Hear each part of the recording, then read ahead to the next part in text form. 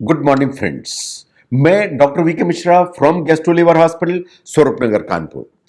ये काफी संभव है कि आपको ओमिक्रॉन का इन्फेक्शन ऑलरेडी हो चुका है लेकिन आप उसे पहचान ही नहीं पाए।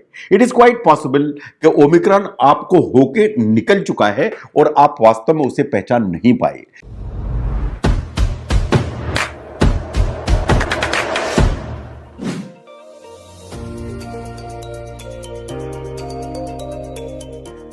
देखिए, अगर आपको सामान्य सर्दी खांसी हुई, नंबर वन, अगर ये सामान्य सर्दी खांसी हुई तो उसको ध्यान से देखिए।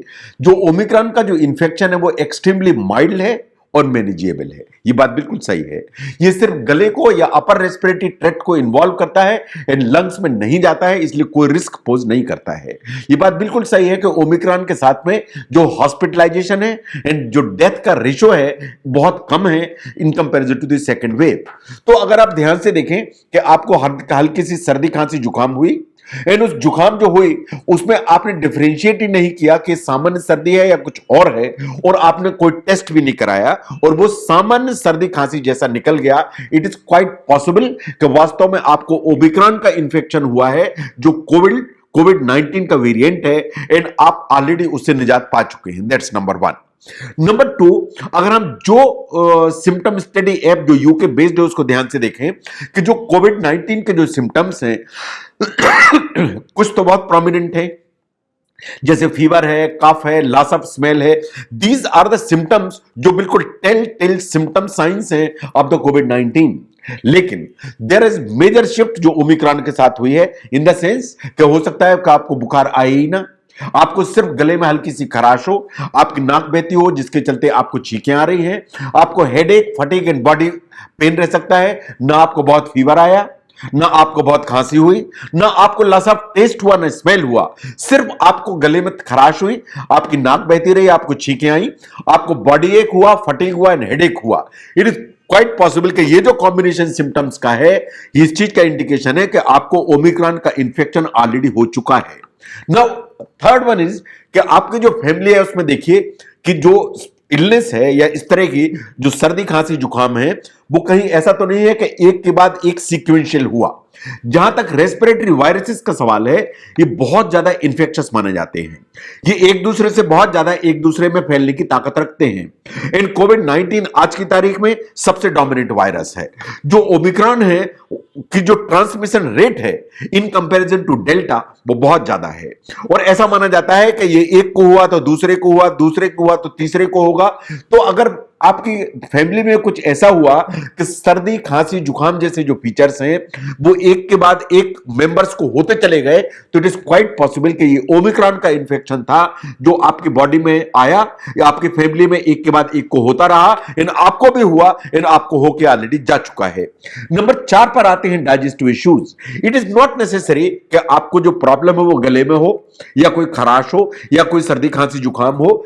कभी कभी जो ओमिक्रॉन जैसी इंफेक्शन है वो सिर्फ डाइजेस्टिव या सिर्फ जीआईटी के जो सिम्टम्स हैं उनको लेके आते हैं। इट इज क्वाइट पॉसिबल कि आपको एक एपिसोड आया जिसमें आपका जीभ चलाता था, बीच बीच में वॉमिटिंग होती थी, आपकी भूख पूरी तरह से गायब हो गई, इन कभी कभार डायरिया भी आया।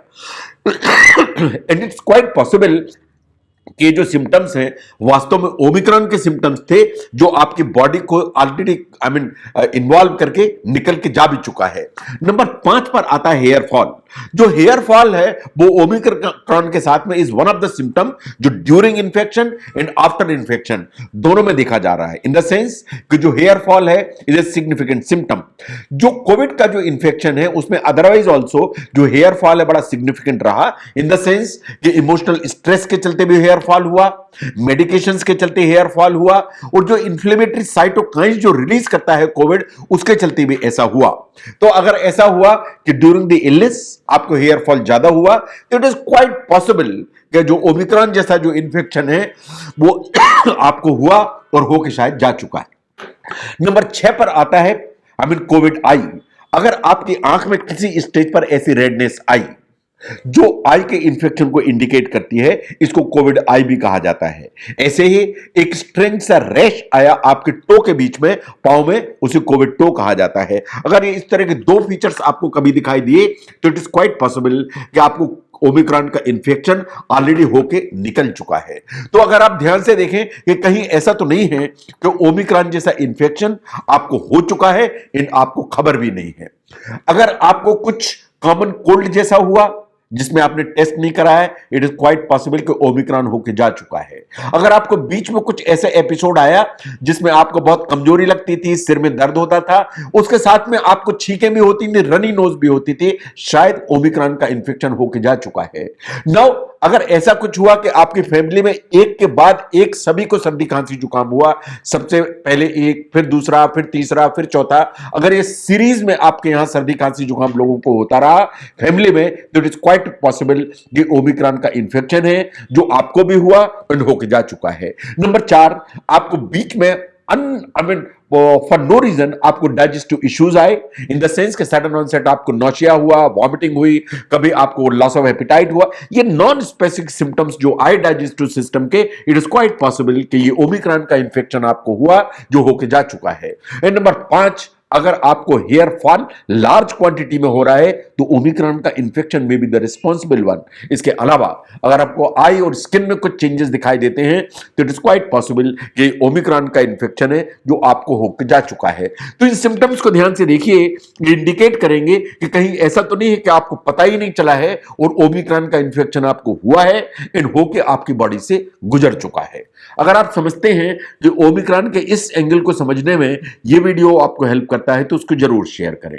मैं doctor V K Mishra from gastro liver hospital, Swaroopnagar, Kanpur. Thank you very much.